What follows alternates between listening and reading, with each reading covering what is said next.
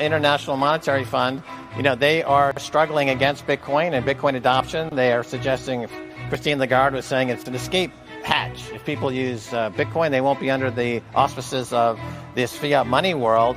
But of course, that's not a bug. That's a feature. That's a good thing that we are escaping IMF and these other organizations. But Adam, this is opening up something of a culture war, because it seems like the pushback from the institutions is to double down on, I guess you could call it cultural Marxism, this kind of liberal orthodoxy where private ownership is condemned. And money is essentially that of a province of the state, and we need to worship the state. Now, you've been in the culture wars for decades, going all the way back to the MTV days. Would you say that's a fair characterization? And where would you put us on that scale of getting as close as possible now to a Maoist cultural revolution, which is what we're having now in America? I like the title of this session, Fuck You Money, because the meaning has changed. Back in the MTV days, rock and roll days, everybody got a Rolex. I got fuck you money. Today, I got money that I can send to you and no one can touch. That's real fuck you money. I got money that you can send to me and I can receive. That's fuck you money. If it's one Satoshi, it doesn't matter. Now, the next thing we need to understand... And most importantly, money that nobody decide on the value of your money. The money that... They can't change it overnight. Yeah, they can't change overnight. Right on. The money that doesn't, fear the inflation. Yeah, yeah, exactly. He appreciates.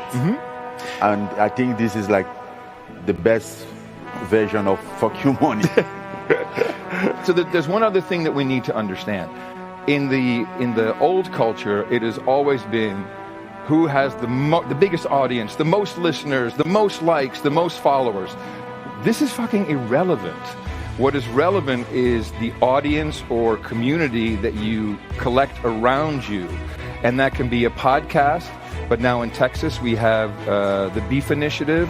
So we're connecting retailers and just human beings with ranchers. You get to know your rancher. You get your beef directly from the rancher. You pay the rancher in Bitcoin. We're doing it with vegetables. We're doing it with restaurants. So we're building networks that are meaningful, connected through Bitcoin.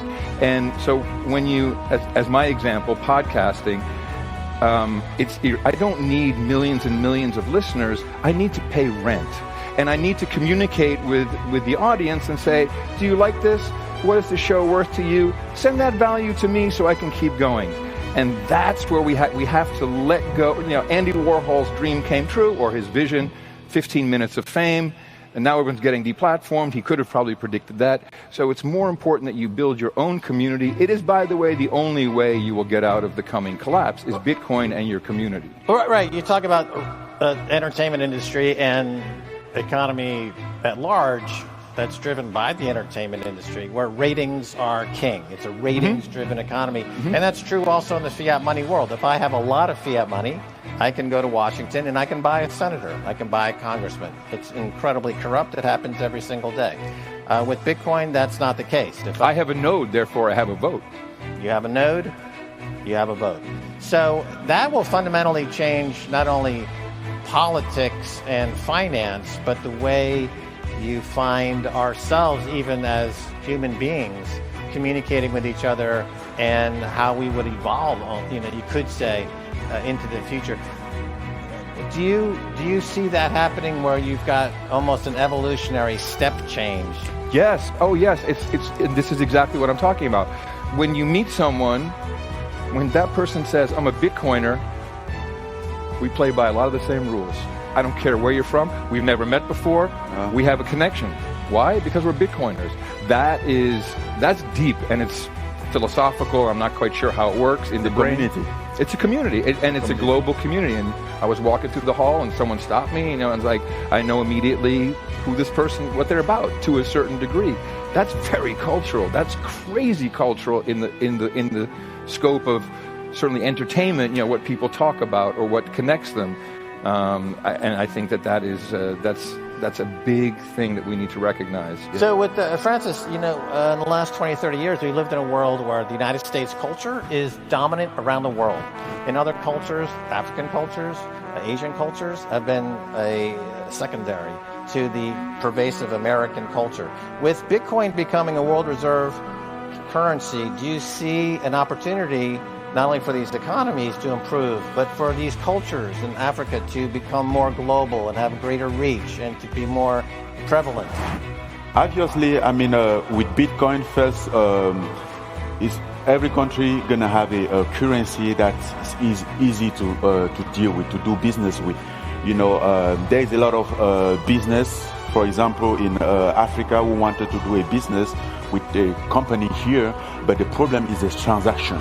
How to make those transactions is pain in the ass, how they say, you know, and one of the upsides of Bitcoin, which is very important in Africa, in America, and all around the world. Not many people face those challenges, but you have to understand that in Africa, 70% of people, they don't even have bank account. They can't even have bank account because they don't have enough money. Their revenue is not enough to be paying fees on their bank account. And when you go to the bank in Africa to open a bank account, you have to prove certain revenue, and you have to be approved by the bank to have a bank account. So many people, they don't even try because even the fees for those account is more for them. I mean, it's like what they can feed their family with in 1 week. So they don't do that. But with Bitcoin, it's something that everybody can do. You don't need somebody approval. You go on your phone, download your app, put your money, and then just start to trade. You know, and you have a bank account. You have something that you can buy on internet, do your e-market, everything without somebody controlling your money or charging you for fees, or you don't need somebody blessing to have the account on something, you know. And this is a huge problem in Africa because so many people don't have a nice job, so they cannot afford a bank account, so they could not participate in so many things. As soon as something is like online, you have to use a credit card or a PayPal, they're out of that business. They count themselves out, which is like a lot of opportunity that they are missing, you know. And I think with things like Bitcoin, you know, is a life changing.